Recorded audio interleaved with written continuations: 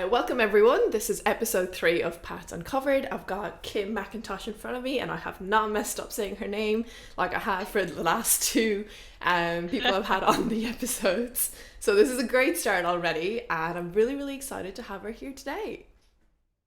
Thanks for having me. I'm stoked to actually be a guest on your first 5 podcasts. I know, stop. I think we've talked about this like very long time ago and I was like, I might do this and you're like, yes, Concha, go, which is like your usual way of talking in terms of like really encouraging anyway. And I was like, maybe I will. And then it just never happened for months. But we're here now and it's all sorted and we're going away. So Kim, do you want to introduce yourself and kind of just how we're here, how we've met, all that kind of stuff?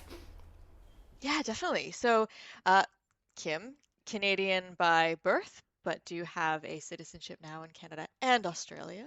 Woo. And Akanksha and I met at Telstra when we were both working at Telstra Purple. I am a product manager on sort of a big data product hosted in Telstra Purple, and Akanksha luckily was posted onto our team for a short while and worked her magic, and we became friends on Twitter and all things Hamilton funness.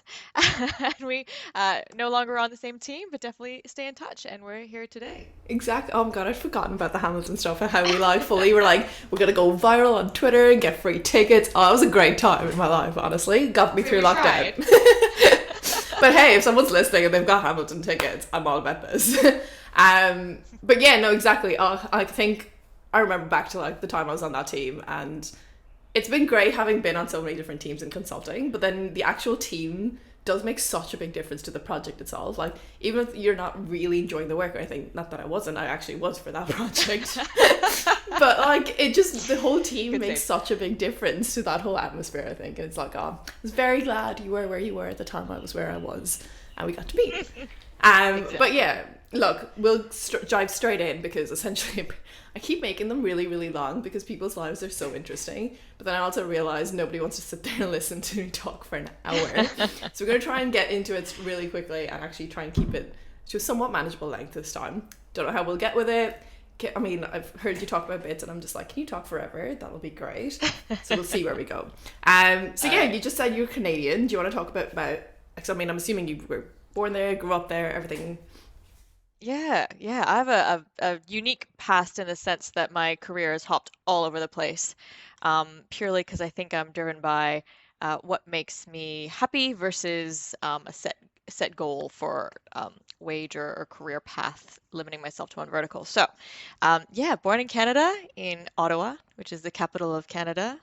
So kind of like Canberra for Australia, I guess. Very governmenty and safe and pretty, a little boring, which is why I left after university and moved to Toronto, which is equivalent to Sydney in Australia. Sort of better vibe, busier financial district, a lot of suits walking around and pubs and whatnot and more action. So I did that for university and studied hospitality and tourism for a year, actually, which was interesting and fun, and then swapped over to finance. Spent way more hours in the library doing that. um, yeah, I got to know all the cleaners because it didn't come naturally to me like some of my colleagues, so I studied a lot, and I would be the last one out of the whole building with the cleaner going, "Still here, Kim?" I'm like, "Yep, probably will sleep here." So that was university in Toronto, and then it was actually a chance to study abroad for a semester, which is what brought me to Australia for the first time. I had to link up my course credits with universities overseas in Australia. The University of Curtin in Perth was the one that got matched. Had never been there before, so went, sure, great, go for it. I kind of say yes to everything if I can. So did that, landed in Perth, did a little Contiki tour in New Zealand for 2 weeks first, as you do, and then popped over to Perth and spent 3 to 4 months there just doing student life, which was a lot of study, a lot of drinks, a lot of rugby games, a lot of beaches, and then had to go back to Toronto. So did that, finished uni, worked a little bit, worked in wealth management for an amazing private wealth management firm that I love, and then decided I wanted to move back to Australia in 2012. Now here we are, almost 10 years later. Yeah, nine Still there. years. It's insane.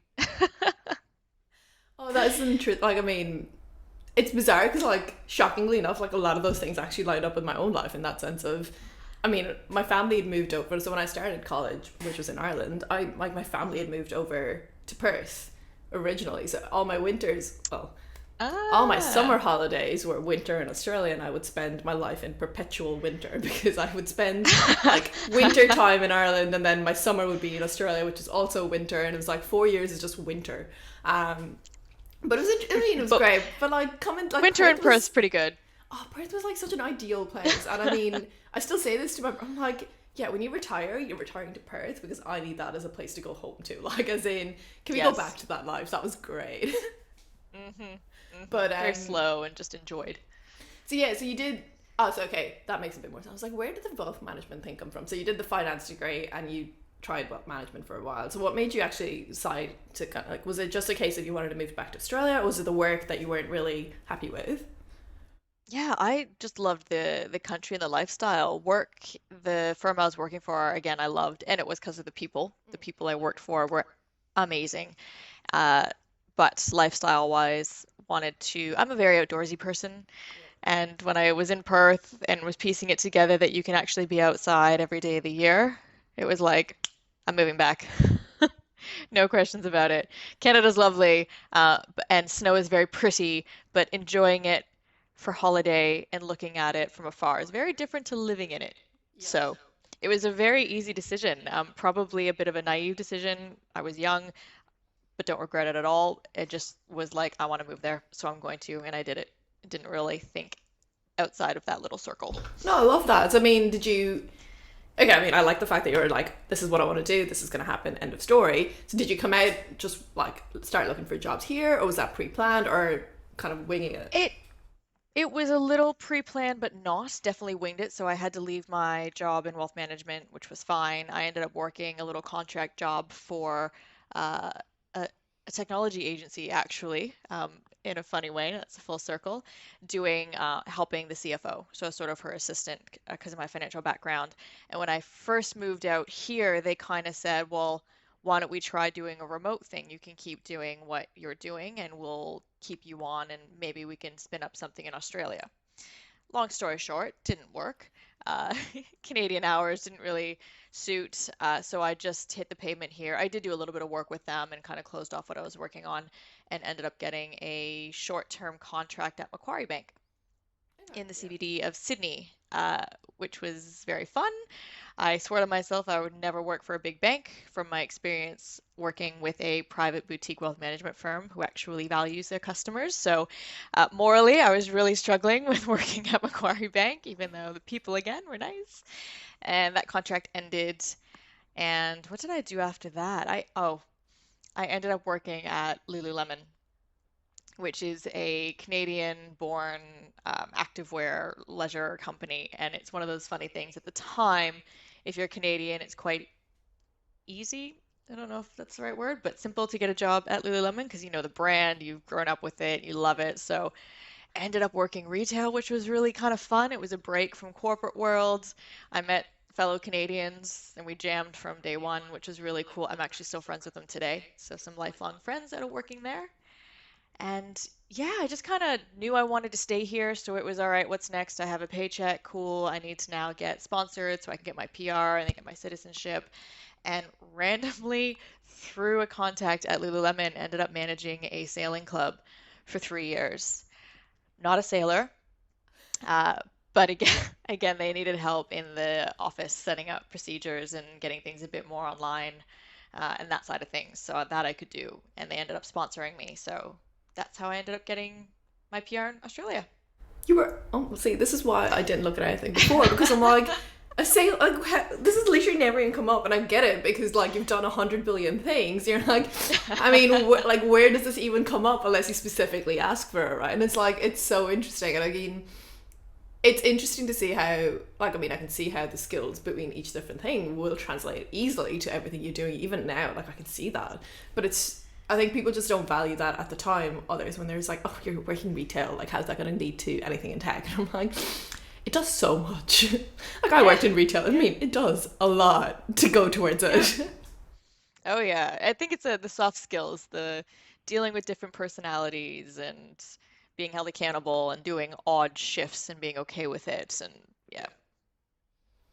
Okay, cool. So we're now at the sailing club, and we've been here for 3 years. I'm now in Australia for what, 4 or 5 years now at this stage?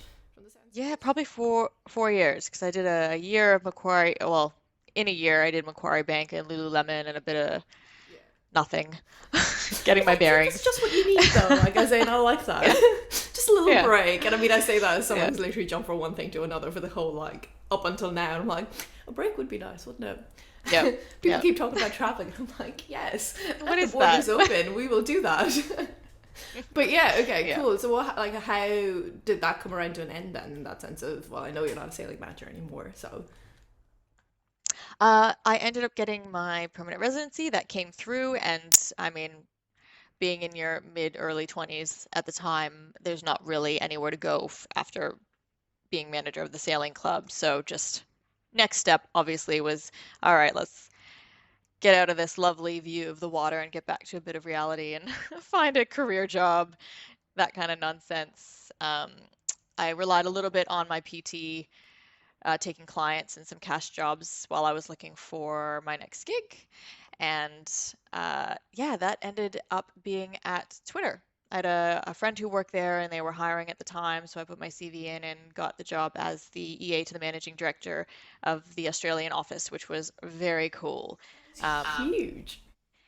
yeah, yeah. The team there again, team was awesome. My boss, she was amazing. We still chat. I kind of see her as a mentor. I just love the way she works and thinks. And I was able to kind of get across how Twitter works in the sales side, a little bit in the marketing side, a little bit in the user acquisition side, and was kind of left to my own demise, which I love because I just run for the hills and try and learn as much as I can. So yeah, that took me to Twitter, which was the next phase after a sailing club. It's just what a great sentence, honestly, in that sense of, yeah, right after a sailing club, it was Twitter for me. I mean, like, people just don't see it. And I'm like, oh, that's just so cool. Especially because I think, and what really stands out to me is the fact that you just weren't afraid to try all the other things. Like, you were happy trying all these other things, where so many people, and I know so many people who are like, oh God, I'm 25. Like, I don't know what I'm doing with my life. I'm like, you're 25. You shouldn't know what you're doing with your life. Like, it's fine. Like, Exactly. it'll sort itself out. Oh, I'm glad that you said that. And you never know. You'll do a job, you end up at Twitter the next day. So who knows, really, right? It's like, it's all good. Exactly. Exactly. Just got to get out there. So, okay, great. Oh my God, Twitter. So, like, what was your experience like that? Like, the people were great. You learned a bit about Twitter. What else did you kind of end up doing and taking away from that? It was really nice because the Sydney office, I wasn't there for too long, but it kind of felt like a smaller enterprise, but realistically they're a global entity. But because there were only about 50, I think, headcount at the time, you just got to know everyone, worked with everyone daily. The vibe was really positive and energetic. There wasn't any hierarchy at all. There were obviously roles that had decision-making levels set, but you pretty much could talk to and make your own decisions, which I love. And they really understood work-life balance. So a lot of really good perks, kitchen, always food in it. The manager there of the office took really good care of us. She treated us like family. So yeah, it was really positive. I loved it. I would have stayed. So, what did make you leave then? Good I love question. the segue in there. It was perfect. Makes my life easier. Um, yeah, well, so the head office did a restructure globally. So they did a reshuffle, and then because I was an EA, obviously my role was made redundant because those positions got changed as well. So yeah, was made redundant. Sad enough, but it happens. Like, how did you take that? Like, what were the feelings around that? I'm just, it's more interest. I mean, I know there's other restructuring stuff happening at the moment, even with Telstra. Like, some affect us, some don't. And I'm Mm, kind of hesitant at times to ask the people who, like, I mean, they're friends, like, they're really good friends. And I'm like, I don't yeah, want to put you through the feelings right now because you're already gone through them. But, like, what was that like yeah. for you? For me, it wasn't too bad. It was sad and devastating because I really wanted to grow a career there. But I was still young and I knew I had made really good friends and a good network. So I just thought, okay, well, let's take the experience I had and find the next thing.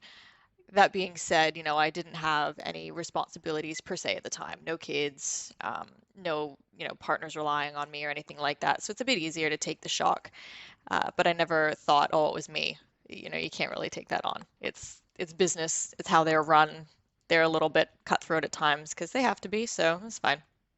Yeah, no, fair. So you've been made redundant, and luckily, as you just said, like, I mean, there isn't everything else kind of hanging on at the moment, like, just for the specific job. So what was next? Was it just another little bit of a break, or did you kind of jump straight into something else? Yeah, I think literally that afternoon that I was made redundant, I just set out a spam of emails and messages to friends just to start to put feelers out there. I knew that a few people from Twitter would be doing the same, so it was kind of like there's a few people looking now.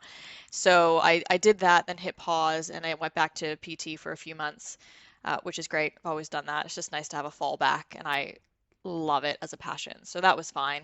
Enjoyed that for a bit, and two things kind of happened. That's when my idea came for the startup that I have. So worked on that pretty hard during that time period. It was over Christmas as well, and I did get redundancy payout, so I was able to balance working on a startup, and then slowly got interviewing for a position at Telstra at the same time. That's all that happened. Okay, cool. That's so interesting, I think. And I mean, there was something you just said that sparked something. We'll come back to me. I'll come back to that point. But okay, great. So now, was it a connection, or was it just something that kind of happened for Telstra? Yes, it was through a colleague I'd worked with at Twitter. There you go. I think people don't value networks enough, honestly. Oh my God, it's stronger than a CV, seriously. Like, it just makes such a difference. And I'm like, please go make the effort. Like, go to the meetups, go just even at work, talk to the people around you. Like, there's so many people I know that just will go into work every day, come home, and that'll be that. Like, outside of their like little radius, I'm like, but talk, there's so many people around you. They've done so many things. It's so worth it. Yeah. But look, oh, sorry, that was what the other thing I was going to ask was, and I think the other thing people don't value is having kind of things outside of just the specific career that they're in, right? So your passion of PT, like having that additional thing to fall back onto, it's just such a safety net. And I think, I mean, I can understand why for a lot of people it's not a possibility, and I get that. But I mean, if any possible way that you can have something to kind of fall back on, it makes such a difference. It just takes so much stress out of your life, I think, to have Oh yeah. a safety net behind you. Hmm. And I think PT is just such a Definitely. great way. Like, you get to keep in shape as well. Like, perfect. Yeah, well, it's just the natural fit. I mean, I'm obviously PT, so I'm, addicted to it. But I think there's a very interesting correlation. I did a very light article on LinkedIn ages ago, just a brain dump on how ways of working as a PT completely translate into the corporate world as well. Uh, Things like, well, not only your mental health comes first over physical health because you can be physically fit but mentally not healthy. If you're mentally healthy, that can actually enable you to then be physically healthy. So there's a really strong alignment there with just getting outside and just moving and all the chemical interactions that happen in your brain. I won't go down that rabbit hole. It's another podcast. Um, but ways of working for being a PT is you have to be your own little sole trader. So you have to set yourself up with your ABN and get structured there. You need to know how to acquire new customers, clients. You need to show up on time and set up before they come. You need to ask them questions to understand where their headset is that day and then tweak the workout pending if they've had any injuries or they haven't slept or kids kept them up all night. And then there's a follow-up, right? So, and then how are you going to structure it so that they're going to hit certain milestones and improve along the way? All these little things correlate into the workplace. So I love finding bits where you just can use the same structure repeatedly. That is, oh no, that's really cool. And I think, especially for others, and I think we kind of, we talked about this a little bit, where like other jobs where aren't necessarily related to say tech specifically, because we're talking about tech today, but they do align, like especially like you just explained that, like it aligns so well. But these skills are so transferable in the world right now, where everything will help. It doesn't matter. Hmm. Like the actual tech bits, you can learn that. Like that's not the problem here. Like it's everything else that'll enable you to get to that place, right? But anyway, we are going to end up in rabbit holes. Telstra, how did that go? So what did you start in Telstra? I know you mentioned you didn't want to work for big banks, and now you're working for one of the biggest telcos. Like, how was that all I about? know. It's like when you're on a bike and you stare at a rock, you just inevitably hit the rock.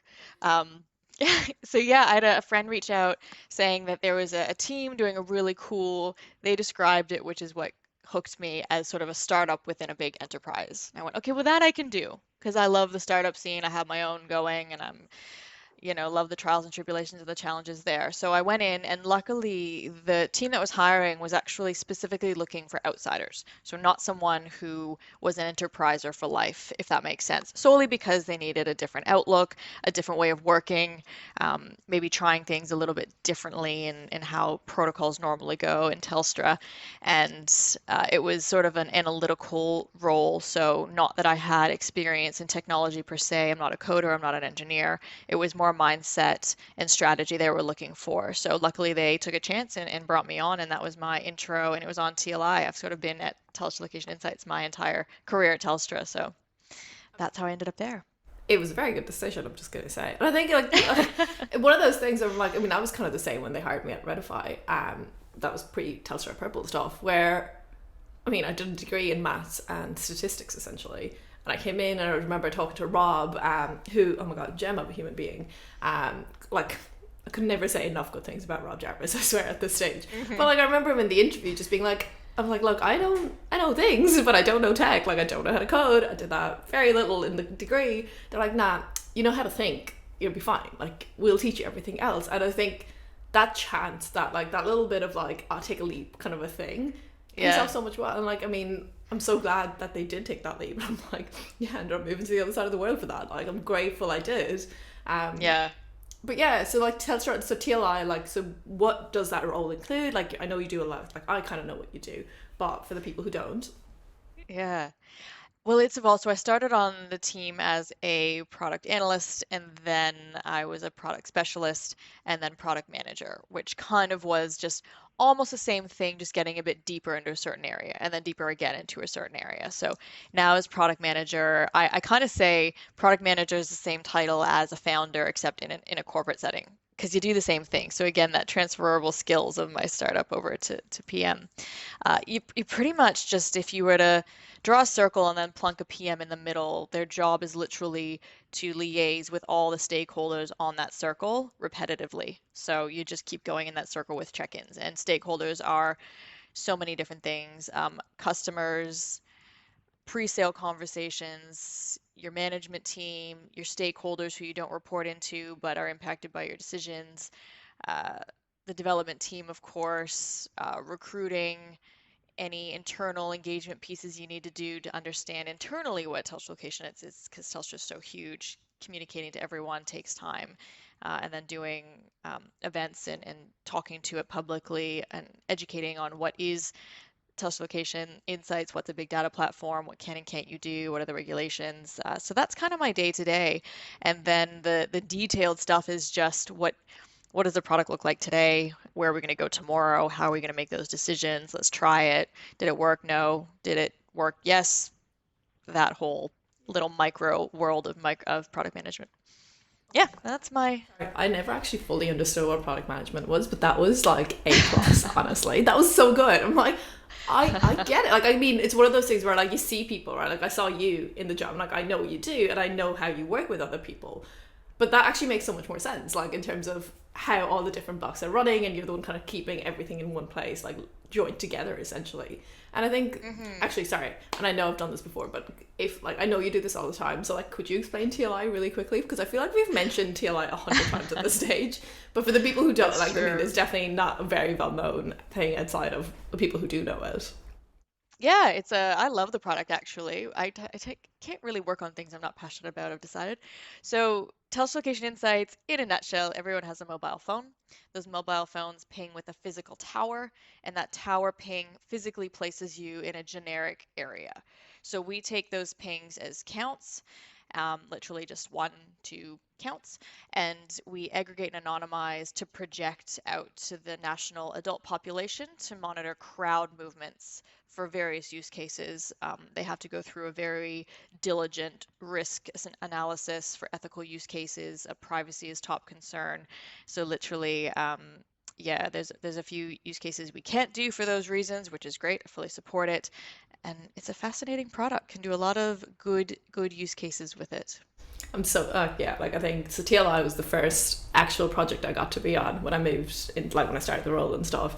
I was just like, oh, this is, oh, it was just such a whole new world. I remember at the time being like, we're tracking people. Like, excuse me, isn't this everyone's nightmare? But like the men, like, I mean, I actually literally worked on the anonymization stuff, and I was like, oh, I see. Okay, we do so much about like the ethics around it and stuff. But yeah, for the people who are about to be like, excuse you, I'm like, no, there is no way it can be tracked down to like a person. We do make sure, like, so much work has been done around that.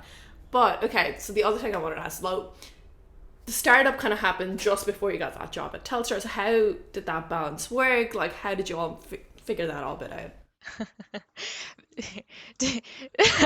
I did. Did the balance work? No, but you have to make it. It's the startup world is relentless. Um, what's the failure rate? I think 99% of startups fail, and I understand why. It's one of those things where probably the actual technology and the build isn't the hard part, it's the balance, and you're paying for it yourself sometimes until you can prove investment. So it's insane. I, for a while, was, up at 5 doing a PT session and then doing emails quickly on the commute to work, and then probably half an hour late to work because of that. And then at lunchtime doing phone calls, and then running home, walking the dog, and then working again. So again, no kids. I'll caveat with that. My family's overseas, so no family commitments other than really long Skype phone calls. And that's probably how I was able to do it. I was completely transparent with my boss at the time before I even got hired and said, just so you know, I have a startup. So if I'm ever late for work, I'm not lazy.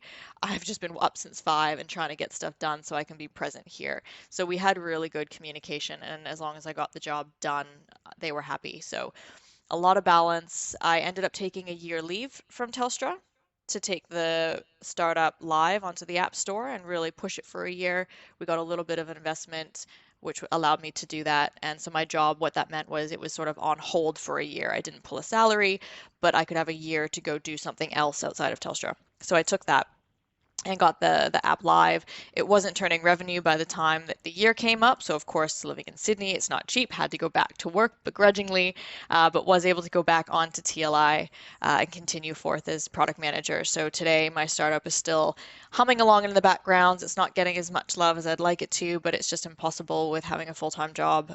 If any founders are listening, try as hard as you can to be full-time on your startup, to really give it a go. Pull the pin if it's not working. It's my only little bit of feedback retrospectively. But yeah, it's a balance. But I mean, I think I get my energy from training. When I don't train, my energy drops. So that really motivates me. It clears your head so that you can pick up and drop different topics. I can move from TLI at Telstra to my startup without exhausting myself. And I know very well where my max capacity of effort is in the day. It's in the morning, so you obviously do the harder tasks in the morning, and then by 3 o'clock in the afternoon you hit a wall, but it's okay because you've gotten everything you needed done in the morning. And if you need to take a little step back, 3, I can. But it's hard. It's not easy. It's definitely not for the faint-hearted. I mean, from the sounds of it, you've mastered procrastination, which if I ever get around to it, I will let you know. Because I mean, I know the same thing where I'm like, I know if I get, and I don't, like, for me, it's not more of a morning or evening thing. It's more, if I get the hard things done first, I know I will feel better, because then I'm like, the stress of it goes away, like the not thinking about the bits of it. Yeah. And yet, like, I've still not been able to get around doing that in terms, like, fully. Like, the podcast, like, I literally said I'll do this in July, and I finally get around to it in January. I'm like, yep, great, Akanksha, amazing. Was it as hard as you thought it would be, though? No, as in, I knew it wouldn't be. Like, that's the problem with it. Where, I mean, okay, I knew the setup bits in terms of, like, getting it hosted and all those kind of, like, actual, like, technical. I'm like, I know it'll take me, like, a week-ish, like, to wait for times and things to come back. It'll take a week-ish to get it all going. And after that, it's literally just talking to people, which I love doing. And I'm like, I love hearing other people's lives. So I'm like, after that, it's the easy bit. And I know I'll be fine with that. It was just that first, it was like, what, a couple of days of, like, investment into, and I'm like, why am I being like this? But I think it was a bit of the lockdown played into it and all the other things. But anyway, procrastination. Yeah, I need to get around that. I mean, what better motivation to get around it than you literally telling me about the fact that you woke up at 5 a.m. and just did it because you wanted to do it. So you've got Buddee Fitness, and for, it sounds like what it does, I'm pretty sure, but you want to go explain that a little bit more? Yeah, so it's in the App Store, not Android. yet. But it pretty much is a platform where you go on and you put your location and the type of training you want to do. So boxing, yoga, PT, Pilates, and then it gives you a grid of all the fitness professionals in the area who are available to come to you, and you can see their schedule and you just book a time and you book and pay in the app, and you can chat with the trainer in the app as well to sort any stuff out. So in theory, really great. Typical stand-up or startup stuff, there's always things that go wrong and break and things you need to fix and update. So yeah, that's Buddee Fitness. I love that. So okay, actually, I know I said I wouldn't do like any real deep questions, but like one thing you've absolutely hated about the startup part and like one thing you've absolutely loved, what would those be? Sorry, this is more just out of my own interest at this stage. And I know you've touched on a few things, so I'm like, wherever you go with it, it's fine. I think it's the one thing I hate about the startup worlds. I'm gonna do two. Be greedy. One is I have a thing where I don't like relying on other people. Patience isn't a virtue of mine. I've been working on it, but it's really hard because I'm not a technical co-founder, having to wait for new features or having to explain why we need new features or why that one's broken and it's not working. That can be, I think, the biggest pain for me because I think strategic product managers and technical side clash sometimes, and neither is right or wrong, but in the technical world, it's if you click here, here, here, and here, and it works, it's done. But in the product world, if a customer is never going to click here to click there to click there, it's broken. So that language is a big friction point, but definitely one you can get over. So that's one thing I don't like is the dependency on that. And the other is if you're in a startup, because some don't, but if you're in a startup that requires funding, meeting with investors who have egos just is my biggest woosa moment. I'll just leave that one there. That's another podcast again. But yes, if there's any investors listening, co-founders, do pick up on your egos, and we do talk about you behind your back to other founders. So just a hot tip there.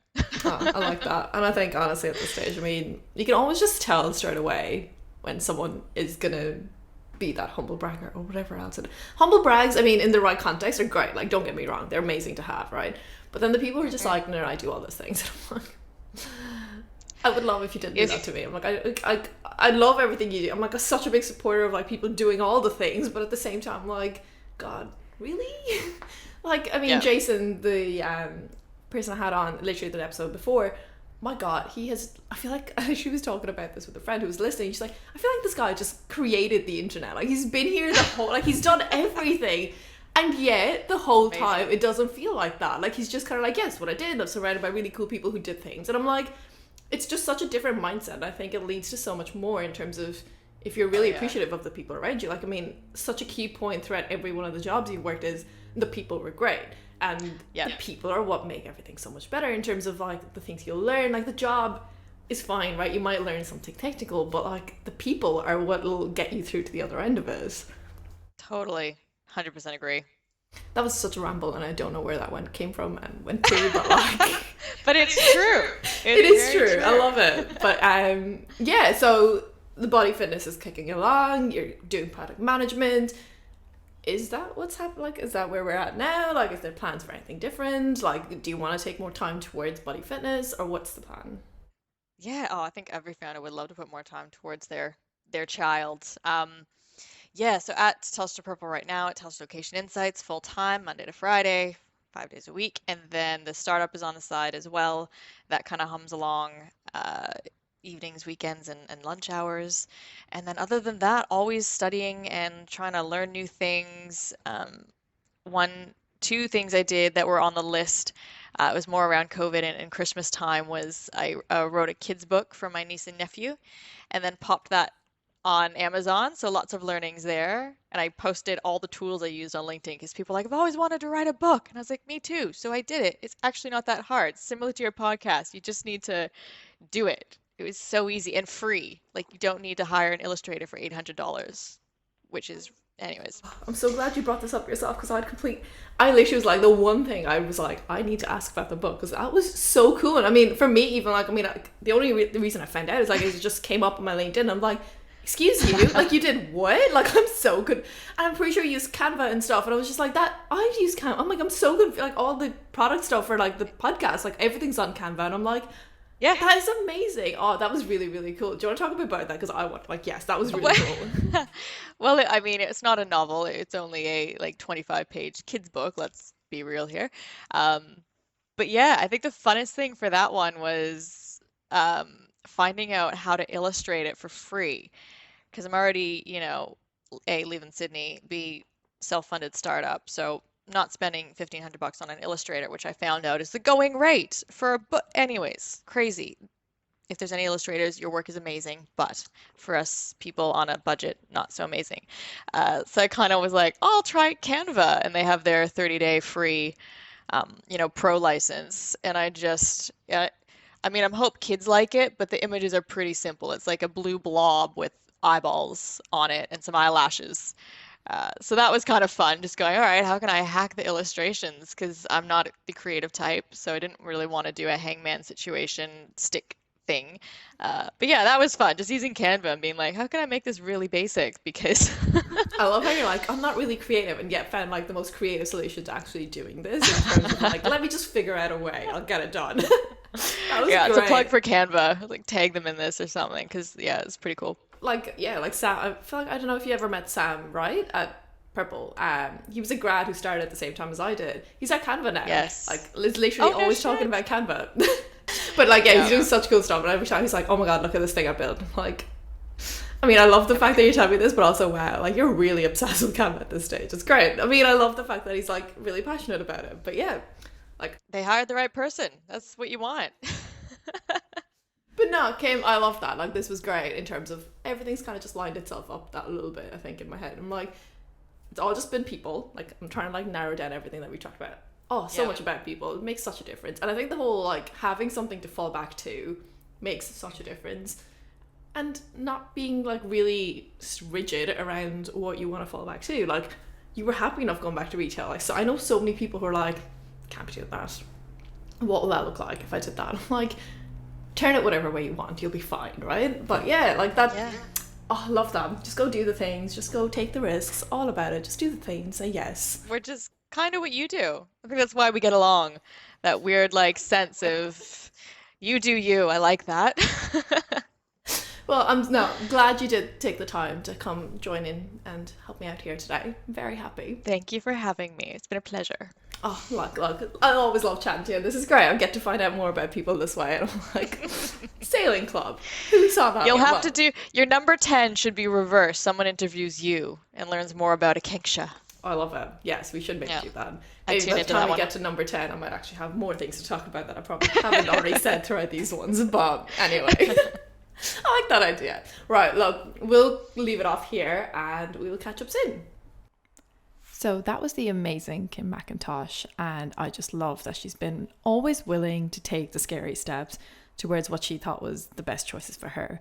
I am in awe of the dedication and the motivation that this woman has to just get the job done, and hopefully this will get me to stop my own procrastinating ways. However, I am realistic and kind of know it's unlikely. But we'll be back in 2 weeks' time with another episode and our guest Jill O'Sullivan, one of my best friends from college. In 2014, we both started in the same mathematical sciences degree and have ended up on completely different career journeys. Jill is currently a PhD student working on leveraging machine learning in microbiome research. Her work is just astounding to listen to, and I am so excited to chat to her about it all. See you in 2 weeks' time, and hope you've had a great time.